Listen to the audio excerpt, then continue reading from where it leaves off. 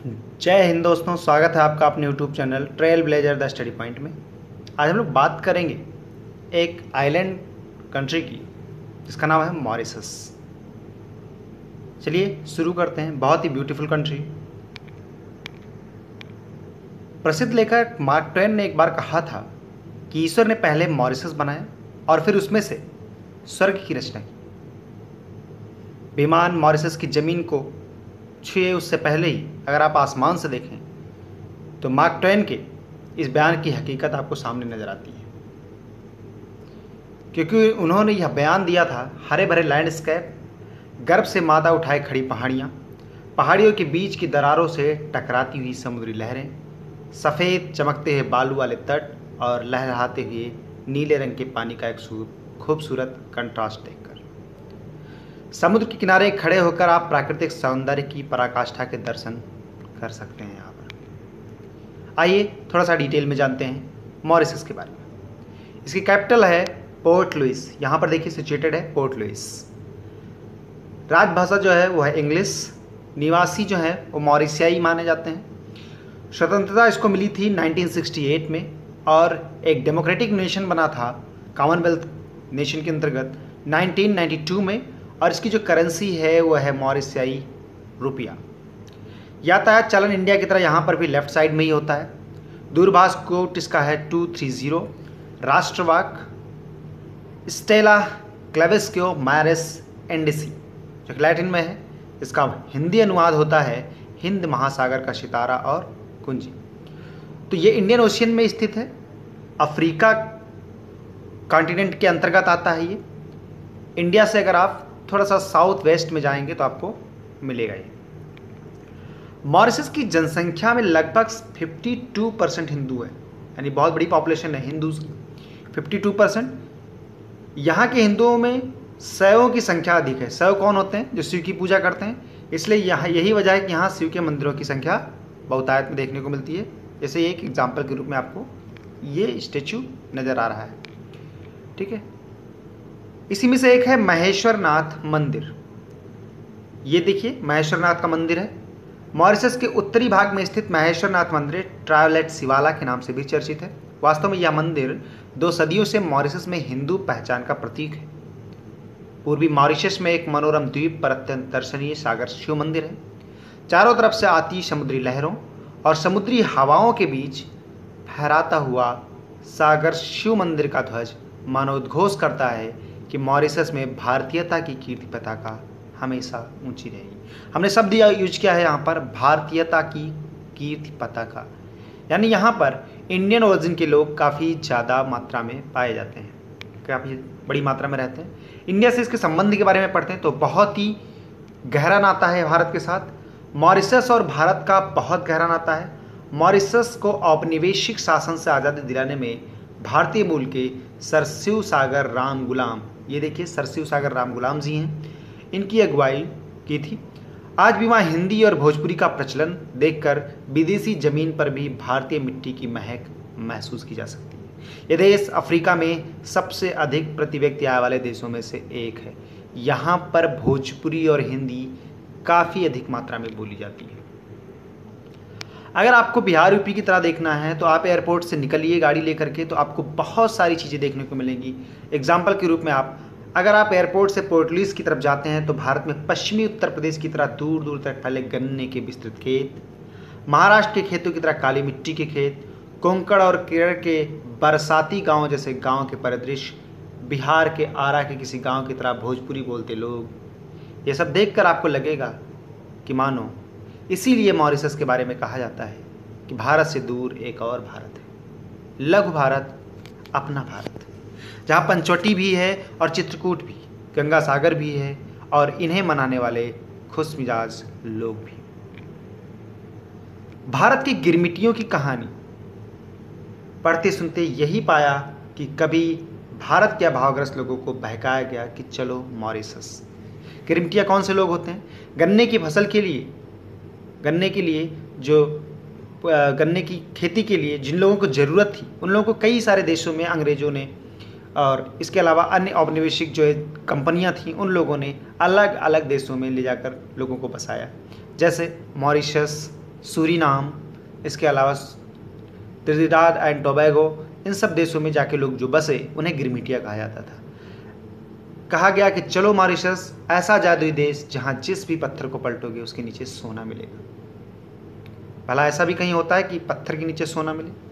लेकिन हुआ।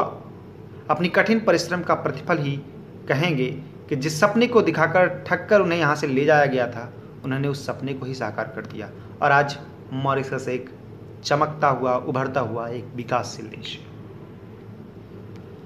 काफ़ी ज़्यादा भारतीयता की झलक यहाँ पर देखने को मिलेगी आपको। मॉरिशस के किसी गांव में आपको विशुद्ध भारतीय परिधान यानी साड़ी पहनकर झूमर, सोहर, कजरी या रतवाई गाती हैं महिलाएं दिखी तो आश्चर्यचकित मत होइएगा। मॉरिशस के एक प्रसिद्ध लेखक का मानना है कि ये महिलाएं ही हैं जिन्होंने हमारे संस्कारों, परंपराओं, भाषाओं और हमारे भीतर भारत को जिंदा रखा है। हर घर के बाहर तुलसी के चौरे पर जलने वाला दिया हमें हमारे अतीत से जोड़े रखता है। यदि मॉरिशस के इतिहास पर दृष्टि डालें तो सबसे पहले अभिलेख लगभग 10वीं शताब्दी की शुरुआत के हैं, जो द्रविड़ यानी तमिल और ऑस्ट्रोनेसी नाविकों के संदर्भ से आते हैं। पुर्तगाली नाविक सबसे पहले यहाँ 1507 ईस्वी में आए। उन्होंने इस निर्जन द्वीप पर एक यात्रा अड्डा स्थापित किया और फिर इस द्वीप को छोड़कर चले गए। दो चीज़ें होती थी यहाँ पर, एक तो घूमने फिरने के, यात्रा करने के उद्देश्य, दूसरी चीज़ बीच में स्टॉप के रूप में काम करते थे जब ये लोग यूरोप से आते थे। सन 1598 ईस्वी में हॉलैंड के 3 पोत जो मसाला द्वीप की यात्रा पर निकले थे, एक चक्रवात, एक साइक्लोन के दौरान रास्ता भटक कर यहाँ पहुँचे। साइक्लोन आज भी मॉरिशस में बहुत ज़्यादा आते हैं। उन्होंने इस द्वीप का नाम अपने नाशाओं के युवराज मॉरिस के सम्मान में मॉरिशस रख दिया। 1638 में डच लोगों ने यहाँ पर अस्थायी बस्ती बसाई। चक्रवातों वाली कठोर जलवायु की परिस्थितियों और बस्ती को होने पर लगातार नुकसान के कारण डचों ने कुछ दशकों के बाद इस द्वीप को छोड़ दिया। फ्रांस, जिसका पहले से ही इसके पड़ोसी आइल बारबोन, जिसे अब रीयूनियन आइलैंड कहते हैं, द्वीप पर कब्जा था। उसने 1715 में मॉरिशस पर कब्जा कर लिया और इसका नाम बदल कर रखा आइल दे फ्रांस, यानी फ्रांस का द्वीप। फ्रांस के शासन में यह द्वीप एक समृद्ध अर्थव्यवस्था के रूप में विकसित हुआ और चीनी उत्पादन यानी शुगर प्रोडक्शन पर आधारित थी इसकी अर्थव्यवस्था उस समय। यह आर्थिक परिवर्तन गवर्नर फ्रैंकोइस माहे दे लेब्राडनाइस के द्वारा शुरू किया गया था। फ्रेंच भी यहाँ पर काफ़ी ज़्यादा मात्रा में बोली जाती है। ब्रिटेन के साथ अपने कई सैन्य संघर्षों के दौरान फ्रांस ने गैर कानूनी घोषित चलदस्युओं यानी डकैतों, कोर्सेयर्स को शरण दी, जो अक्सर ब्रिटिश जहाज जिन पर मूल्यवान व्यापार का माल लदा होता था को उनकी भारत और ब्रिटेन के मध्य होने वाली यात्राओं के दौरान लूट लेते थे। 1803 से 1815 के दौरान हुए नेपोलियन से युद्धों में ब्रिटिश इस द्वीप पर नियंत्रण पाने में सफल हो। एक लड़ाई हुई थी, ग्रांड पोर्ट की लड़ाई। ग्रांड पोर्ट की लड़ाई जीतने के बाद, जो कि नेपोलियन के ब्रिटिशर्स पर एकमात्र समुद्री विजय थी, इसमें फ्रांस जीता था, नेपोलियन जीता था। फ्रांसीसी 3 महीने बाद केप मेलह्यूरा में ब्रिटेन से हार गए। उन्होंने औपनिवेशिक रूप से 3 दिसंबर 1810 ईस्वी को कुछ शर्तों के साथ समर्पण कर दिया। तो एक युद्ध जीते, लेकिन 3 महीने बाद ही केप मेलह्यूरा में ब्रिटेन से फिर हार गए फ्रांसीसी। उन्होंने औपचारिक रूप से 3 दिसंबर 1810 को एक ऑफिशियली कुछ शर्तें रखी और आत्मसमर्पण कर दिया। शर्तें क्या थी उसको देख लेते हैं। तो द्वीप पर फ्रांसीसी भाषा का प्रयोग जारी रहेगा और आपराधिक मामलों में नागरिकों पर फ्रांस का कानून लागू होगा। ब्रिटिश शासन के अंतर्गत इस द्वीप का नाम बदलकर फिर क्या कर दिया गया? मॉरिस। ठीक है, इससे पहले क्या था? आइल दे फ्रांस। 1965 में ब्रिटेन ने चागोस द्वीप समूह, चागोस आर्किपेलगो, ग्रुप ऑफ आइलैंड्स को आर्किपेलगो कहा जाता है, को मॉरिशस से अलग कर दिया और उन्होंने ऐसा ब्रिटिश हिंद महासागर क्षेत्र स्थापित करने के लिए किया था, जिसे वे सामरिक महत्व के द्वीपों का प्रयोग यूनाइटेड स्टेट्स ऑफ अमेरिका के साथ रक्षा सहयोग के विभिन्न प्रयोजनों के लिए कर सके। ठीक है, तो 1965 में ब्रिटेन ने क्या किया? जो चागोस आर्किपेलगो है उसको मॉरिशस से अलग दिखा दिया, ताकि वो सामरिक महत्व के लिए यहाँ से जाने के बाद भी इस जो इंडियन ओशन रीजन है उस पर कंट्रोल रख सकें यूनाइटेड स्टेट्स ऑफ अमेरिका के साथ मिलकर। एक स्ट्रेटजिक पॉइंट ऑफ व्यू से ये उनकी एक कूटनीति थी, एक डिप्लोमेसी थी। हालांकि मॉरिशस की जो तत्कालीन सरकार थी उनके इस कदम से सहमत भी थी, पर बाद की सरकारों ने इस अंतर्राष्ट्रीय कानून के तहत इसे अवैध बताया और इन द्वीप समूहों पर अपना अधिकार बताया। अभी हाल ही में क्या हुआ है कि यूनाइटेड नेशन की एक शीर्ष अदालत ने चागोस आइलैंड्स की संप्रभुता पर मॉरिशस के पक्ष में फैसला सुनाया है और कहा है कि ब्रिटेन को इस द्वीप समूह से अपना नियंत्रण जल्द से जल्द खत्म कर देना चाहिए।